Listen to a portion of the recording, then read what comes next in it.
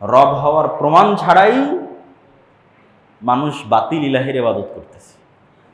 আর আল্লাহ পবিত্র কোরআনে চ্যালেঞ্জ করতে থাকলেন যে এদের প্রমাণ দিতে বলো এরা রব কিনা। রব যদি না হয় ইবাদত করিও না, ইবাদতের যোগ্য নয়। তাহলে এবার দাজ্জাল তো রব হওয়ার প্রমাণ দিয়ে দিবে।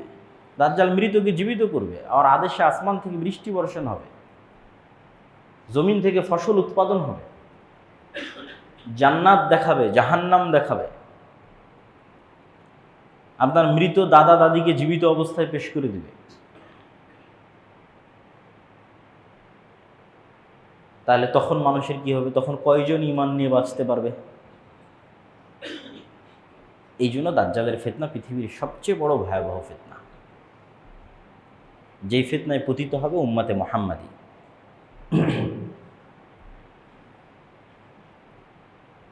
তো আমরা আমাদের আলোচনার বিষয়বস্তু নির্ধারণ করেছিলাম কিয়ামতের পূর্ব মুহূর্তের ফিতনা সমূহ। তো রাসূলুল্লাহ সাল্লাল্লাহু আলাইহি ওয়াসাল্লাম কিয়ামতের পূর্ব মুহূর্তে সংঘটিত হতে পারে এরকম ফিতনা সম্পর্কে সংক্ষেপে যা বলেছেন তার কিছু সারমর্ম আমরা আজকে আপনাদের সামনে তুলে ধরব। একটি হাদিসে রাসূল সাল্লাল্লাহু আলাইহি ওয়াসাল্লাম বলেন, উ'দুদ সিত্তাম বাইনি ওয়া বাইনা ইয়াদাই সাআহ, তোমরা 6টা জিনিস গণনা করে রাখো আমার এবং কিয়ামতের মধ্যে। তার মধ্যে 1 নাম্বার হচ্ছে মাউতি, আমার মৃত্যু। আগে অতীতে এক নবীর পর মানুষ আর এক নবীর অপেক্ষা করত, শেষ নবীর পর আর কোনো নবীর অপেক্ষা নাই। শেষ নবীর পর কিয়ামত হবে, একদিন পরেও হতে পারে, 1 বছর পরেও হতে পারে, 1000 1 লক্ষ বছর পরেও হতে পারে, কিন্তু বাক্য এটাই, শেষ নবীর পরেই কিয়ামত। এই বাক্যের মধ্যে কোনো গ্যাপ নাই। আগে এক নবীর পর আর এক নবী, তারপর আর এক নবী, তারপর আর এক নবী, শেষ নবীর পরে কিয়ামত। তাহলে কিয়ামতের সবচেয়ে বড় আলামত হচ্ছে শেষ নবীর আগমন। মুহাম্মদ সাল্লাল্লাহু আলাইহি ওয়াসাল্লামের প্রেরিত হওয়া কিয়ামতের সবচেয়ে বড় আলামত, যেটা ঘটে গেছে। রাসূল সাল্লাল্লাহু আলাইহি ওয়াসাল্লাম বললেন, ফাতহু বাইতুল মুকাদ্দাস, মসজিদ আকসা বিজয়িত হওয়া, মুসলমানেরা বিজয় করবে, যেটি ইতিমধ্যে 2 বার ঘটেছে। তারপর রাসূল সাল্লাল্লাহু আলাইহি তৃতীয়বারও ঘটতে পারে।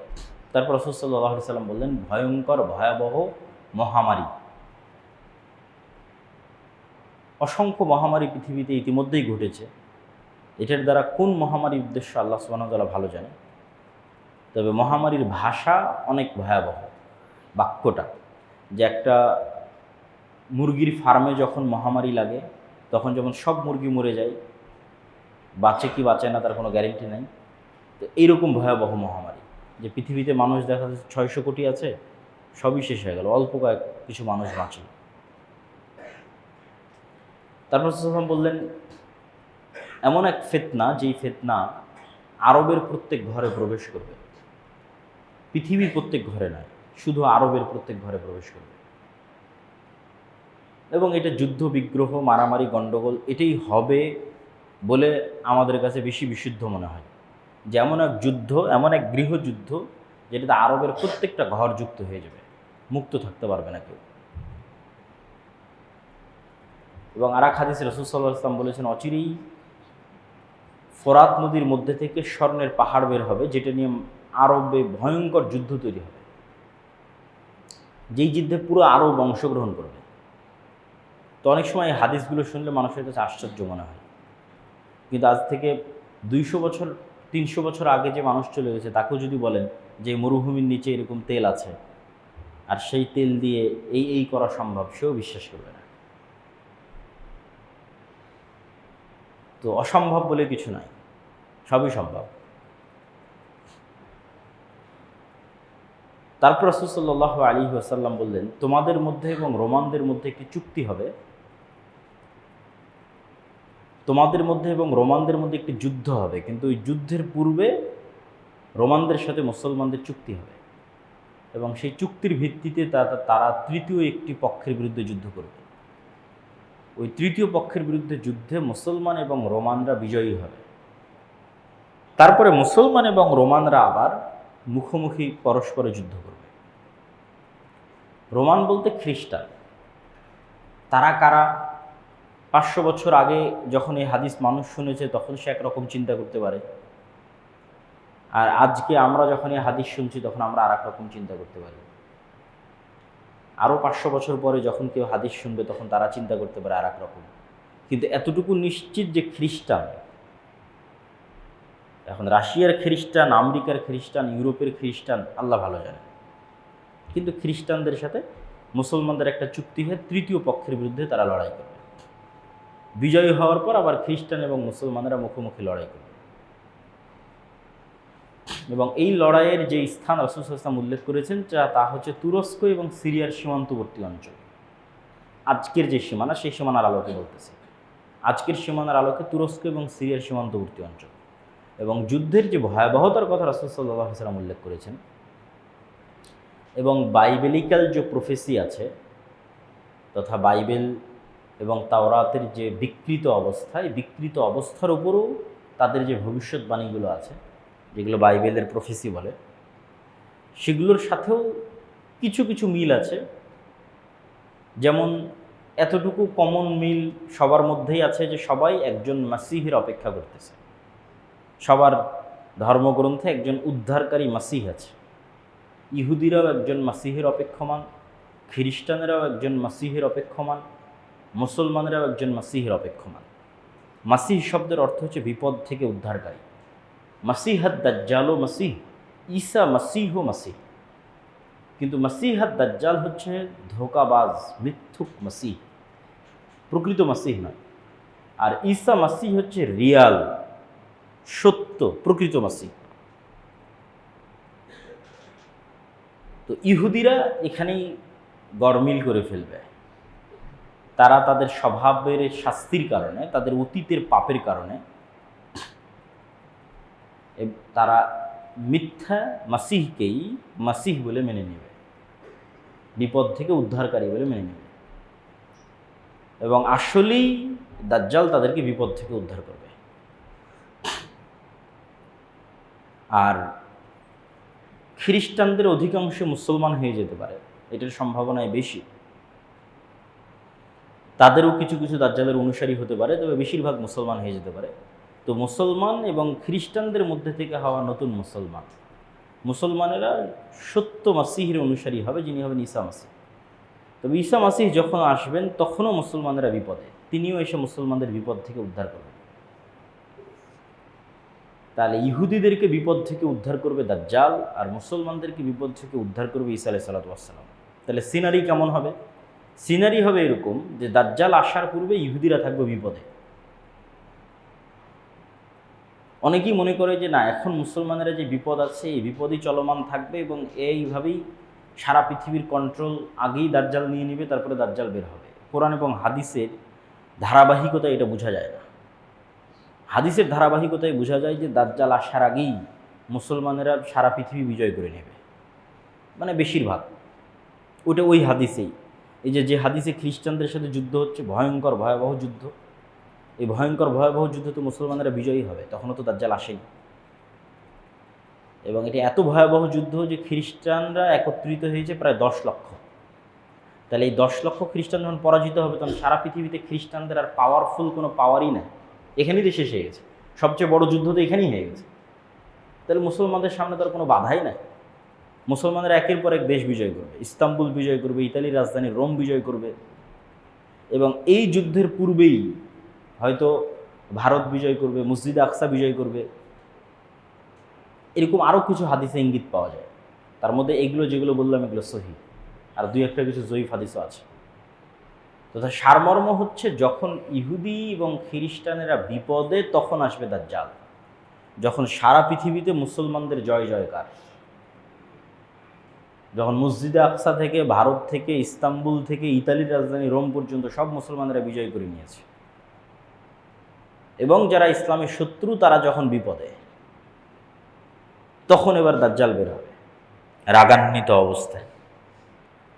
এবং দাজ্জাল যেহেতু এক্সট্রা অর্ডিনারি, অলৌকিক ক্ষমতা নিয়ে আসবে, ফলত মুসলমানদের আর কিচ্ছু করার থাকবে না। এত বিশাল বিজয় অর্জনের পরও মুসলমানেরা বেবাস, লাচার, অসহায় অবস্থার মধ্যে পড়ে যাবে। কেন? দাজ্জাল যেই সমস্ত এক্সট্রা অর্ডিনারি অলৌকিক ক্ষমতা নিয়ে এসেছে, সেগুলো মোকাবেলা করার মতো কোনো ক্ষমতা মুসলমানদের কাছে থাকবে না। এবং এই সময়ই যারা দাজ্জালের উপর ঈমান আনয়ন করবে না, তাদের উপর পৃথিবী এমন সংকীর্ণ এবং সংকুচিত করে দেওয়া হবে যে রাসূল সাল্লাল্লাহু আলাইহি ওয়াসাল্লাম বলছেন, শাম সিরিয়ার মুসলমানদের খাবারের জন্য শুধু এরকম কাঠ বাকি থাকবে, এরকম কাঠ। কেননা ফসল যেহেতু উৎপাদন হচ্ছে না, বৃষ্টি যেহেতু বর্ষণ হচ্ছে না, সেহেতু গাছের পাতা খাওয়ারও তো সুযোগ নেই। গাছই তো হয়নি, তো পাতা কই থেকে হবে?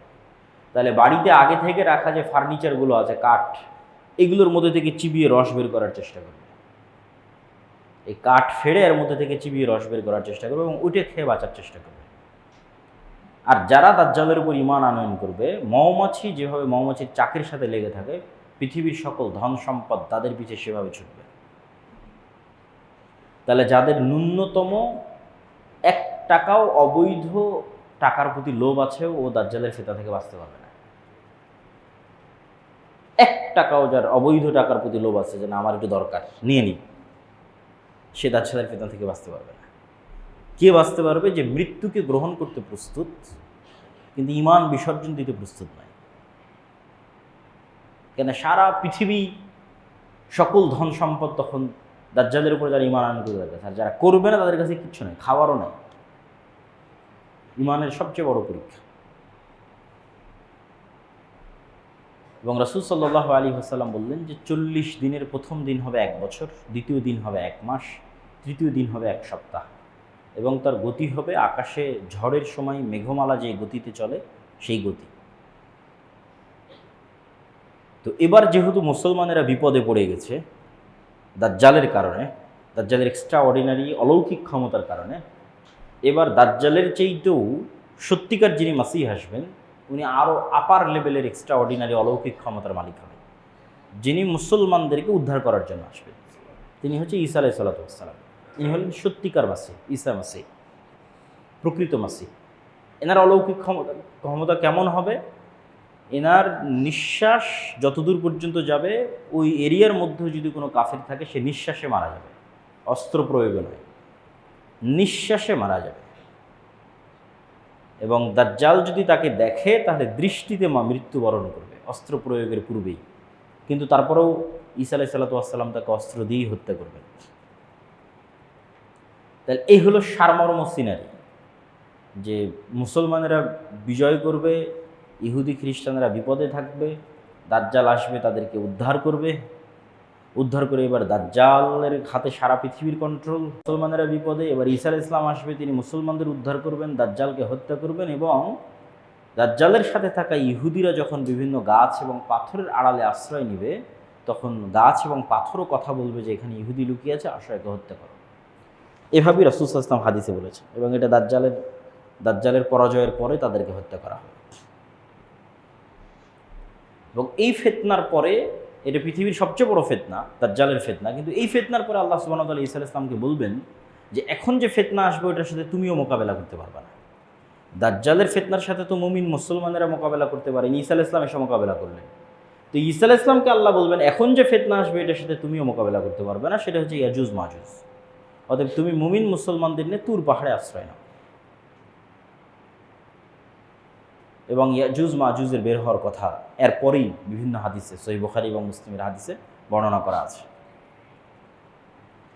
ইয়াজুজ মাজুজের সংখ্যাধিক্য সম্পর্কে রাসূল সাল্লাল্লাহু আলাইহি সাল্লাম বলেন, এটা সহিহ হাদিস, যে একদা রাসূল সাল্লাল্লাহু বললেন যে আদম সন্তানের প্রত্যেক 1000 জনে 999 জন জাহান্নামে যাবে আর 1 জন জান্নাতে যাবে। তখন সাহাবীরা সবাই হতাশ, যে 1000-এ যদি 999 জাহান্নামে যায়, 1 জন জান্নাতে যায়, তাহলে আমাদের খুব চান্স কম যে আমিও সেই জান্নাতি ব্যক্তি, খুবই কম। তো যখন হতাশ সাহাবীরা, তখন রাসূল সাল্লাল্লাহু আলাইহি ওয়াসাল্লাম বলেন হতাশার কিছু নাই, এই 999 জনের বেশিরভাগই ইয়াজুজ মাজুজ। তাহলে 999-এর যদি 900টাও ইয়াজুজ মাজুজ ধরি, ক্লিয়ার করেনি রাসূল সাল্লাল্লাহু আলাইহি ওয়াসাল্লাম তাদের সংখ্যাটা, বলেছেন বেশিরভাগ। ধরেন আমি ধরলাম 999-এর 900টা ইয়াজুজ মাজুজ, ধরলাম কথার কথা। তাহলে আদম থেকে নিয়ে কিয়ামত পর্যন্ত যা মানুষ সৃষ্টি হয়েছে তার 900 গুণ হতে হবে ইয়াজুজ মাজুজকে,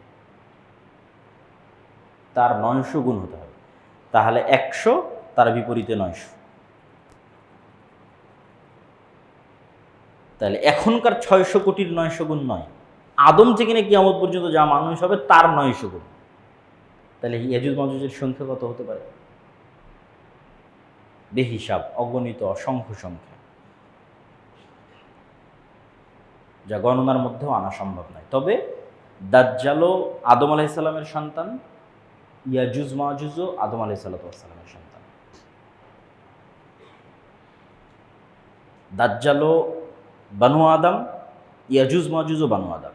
কেউ যদি মনে করে দাজ্জাল মানে কোনো technology, chat GPT, Gemini, AI, দাজ্জাল মানে আমেরিকা, এগুলো ভুয়া কথা। দাজ্জাল বানু আদম, মানুষ, আদমের সন্তান। আবার ইয়াজুজ মাজুজ বানু যদি কেউ ভিন্ন ভিন্ন অর্থ এবং বিকৃতি করে, এটা বিশুদ্ধ আকীদা না, আদমের সন্তান। এবং কিয়ামতের পূর্ব মুহূর্তে ব্যতিক্রম ঘটনা ঘটবে বলেই তো আসলে এগুলোর উল্লেখ। অনেকের মনে প্রশ্ন তৈরি হয় যে তাহলে এখন তারা কোথায়? ইয়াজুজ মাজুজ কোথায়? দাজ্জাল কোথায়? আমরা দেখি না কেন? যদি এক হাদিসে তামিম আদ-দারি রাদিয়াল্লাহু তাআলা আনহু, তার সাথে দাজ্জালের সাক্ষাতের একটা লম্বা হাদিস পাওয়া যায়, যেই লম্বা হাদিসে দাজ্জালের সাথে কথোপকথনও উল্লেখ করা আছে। এবং দাজ্জাল ওখানে যে 3টে প্রশ্ন করেছে, sea of Galilee, lake of Tiberias, বহাইরা তাবারিয়া এবং নাখাল বাইসান, যেটা ইসরায়েলের একটা শহর, বাইত শিয়ান, এই শহরের খেজুরের বাগান, এবং আইনে জোগার বা স্প্রিং অফ জোয়ার, এই 3টের মধ্যে 2টোর বর্ণনা বাইবেলে আছে। একটা সি অফ গ্যালিলি আর একটা হচ্ছে স্প্রিং অফ জোয়ার। বাইবেলে কি হিসেবে আছে? তাদের পবিত্র হিসেবে আছে, যে ঈসা আলাইহিস সালাম যত মোজেজা দেখাতেন সেগুলো সি অফ গ্যালিলির আশেপাশে দেখাতেন। এই জন্য ইউরোপ থেকে লক্ষ লক্ষ ভিজিটর এবং আমেরিকা থেকে এখানে আসে, দেখতে আসে। তো দাজ্জালের সাথে কথোপকথন এবং সাক্ষাতের বর্ণনা একটা হাদিসে, সহিহ হাদিস, সহিহ বুখারীর হাদিসে পাওয়া যায়। এখন প্রশ্ন হচ্ছে, আছে কোথায়? যদি সাক্ষাৎ সম্ভব হয়, পূর্ব থেকে সৃষ্টি থাকে, পূর্ব থেকে যে সৃষ্টি আছে ইয়াজুজ মাজুজ, তার প্রমাণ তো কোরআনেই আছে। জুলকারনাইনের 3টা ঐতিহাসিক সফর, যেগুলো সূরা কাহফে বর্ণনা করা আছে। এই জন্য কিয়ামতের দাজ্জালের ফিতনা থেকে বাঁচার ক্ষেত্রে সূরা কাহফের কথা এসেছে। কেননা সূরা কাহফে, কোরআনের সবচেয়ে ব্যতিক্রম ঘটনাগুলো সূরা কাহফে আছে। একটা হচ্ছে জুলকারনাইনের সফর, ব্যতিক্রম সফর, যেখানে একটা সফরে গিয়ে তিনি ইয়াজুজ মাজুজকে পেলেন এবং তাদেরকে আটকে দিলেন, আড় তৈরি করে দিলেন, পৃথিবীর মানুষকে ডিস্টার্ব দিতে পারবে না। আর একটা আসহাবে কাহফের ঘটনা, সময়ের আপেক্ষিকতা, 309 বছর, পৃথিবী থেকে বিচ্ছিন্নতা, ঈমান রক্ষার জন্য গুহায় আশ্রয়। আর আরেকটা হচ্ছে খিজির এবং মুসা আলাইহিস সালামের ঘটনা। এটা তো আরও আশ্চর্য, কেন পৃথিবীর ফিজিক্স সেখানে কাজ করেনি। যেখানে খিজির আলাইহিস সালাম একটা শিশুকে হত্যা করে বলতেছেন যে এই শিশু বড় হলে তার বাপ মাকে হত্যা করবে। তো ভবিষ্যৎ দেখে এসে অতীতে বাস্তবায়ন, এটা পৃথিবীর টাইম ফ্রেমে ইম্পসিবল। যে আমি পৃথিবীর টাইম ফ্রেমে সময়ের সফর করব এবং সময়ের সফর করে ভবিষ্যৎ দেখে আসবো, ভবিষ্যৎ দেখে এসে ওটাকে অতীতে সংশোধন করব, এগুলো শুধু সায়েন্স ফিকশনে সম্ভব, এখন পর্যন্ত বাস্তবে সম্ভব নয়। কিন্তু সেটা কোরআনের মধ্যে খিজির আলাইহিস সালাম করতেছেন। বলছেন এই ছেলে বড় হলে তার বাপ মাকে হত্যা করবে, তাই অতীতে তিনি তাকে হত্যা করতেছেন আগেই। তো খিজির আলাইহিস সালামের সাথে সাক্ষাতের ঘটনা এবং তাকে খুঁজে বের করার ঘটনা এবং তার আড়াল হয়ে যাওয়ার ঘটনা পুরোটাই রহস্যময়। এই জন্য খিজির আলাইহিস সালাম সম্পর্কে পরবর্তীতে তার হাদিসেও কোনো স্পষ্ট বিবরণ খুঁজে পাওয়া যায় না, যে তিনি কে, কই থেকে আসলেন, নবী কিনা, কই থাকেন, খুঁজে পাওয়া যায় না। কিন্তু অবশ্যই কিছু কোয়েশ্চেন মার্ক আছে। সেই কোয়েশ্চেন মার্কগুলো কি? স্বাভাবিক পৃথিবীর কেউ হলে আল্লাহ সুবহানাহু ওয়া তাআলা বলতেন অমুক গ্রামে যাও, অমুক শহরে যাও, আমার একটা বান্দা আছে, খুঁজে পাবা, মানুষজন তাকে চিনে। আল্লাহ বলছেন না, তুমি মাছ ভেজে নাও, এই মাছ যেখানে জীবিত হয়ে সমুদ্রের মধ্যে, সমুদ্রের ধার দিয়ে চলতে থাকো, সমুদ্রের মধ্যে যেখানে এই মাছ জীবিত হয়ে চলে যাবে ওখানে তুমি পাবা। তারপরে মুসা আলাইহিস সালাম ভুলে গেলেন, ইউশা বিন নুন ভুলে গেলেন। পরে মনে পড়লো আরে মাছ তো নাই, মাছ তো বের হয়ে গেছে, কোথায় বের হয়ে গেছে, আবার সেখানে ফিরে চলো। সেখানে দেখছি একজন কম্বল চাদর মুড়ি দিয়ে শুয়ে আছে, এবং তিনি আশ্চর্য হচ্ছেন যে এখানে কে সালাম দিচ্ছে। আশ্চর্য হচ্ছে যে জান্নাতের সালাম এখানে কে দেয়। তবে কে তুমি? মুসা, নবী মুসা। তো বলে যে নবী মুসা। তারপরে তো লম্বা ঘটনা। তো এই জিনিসগুলো থেকে একটা কোশ্চেন মার্ক আসে, সেটাই যে নিশ্চিত তা বলা সম্ভব নয়, কিন্তু এতটুকু বলা যায় যে আল্লাহ সুবহানাহু ওয়া তাআলা সকল কিছুর উপর ক্ষমতাবান। মানুষের জ্ঞানের এবং দৃষ্টির সীমাবদ্ধতা অনেক বেশি, যেটা আমরা ভিন্ন প্রাণীর সাথে যদি আমাদেরকে তুলনা করি তাহলে আমরা বুঝতে পারব যে এই ঘরের মধ্যে যদি একটা পাখি ছেড়ে দিই তাহলে জানালা সে খুঁজে পাবে না, কাঁচের সাথে বাড়ি খেতে থাকবে। তাহলে পাখির দৃষ্টির সীমা আর আমার দৃষ্টির সীমার মধ্যে আসমান জমিন পার্থক্য, অথচ একই পৃথিবীতে বসবাস করতেছি। আবার আমি আপনাকে যেভাবে দেখতেছি, কুকুর কিন্তু আমাকে সেভাবে দেখে না। আবার সাপ কিন্তু আমাদেরকে সেভাবে দেখে না, তার চিনার, তার শ্রবণ, তার দৃষ্টি ভিন্ন। পিঁপড়ার যে গন্ধ সংগ্রহের যে ক্ষমতা সেটা ভিন্ন।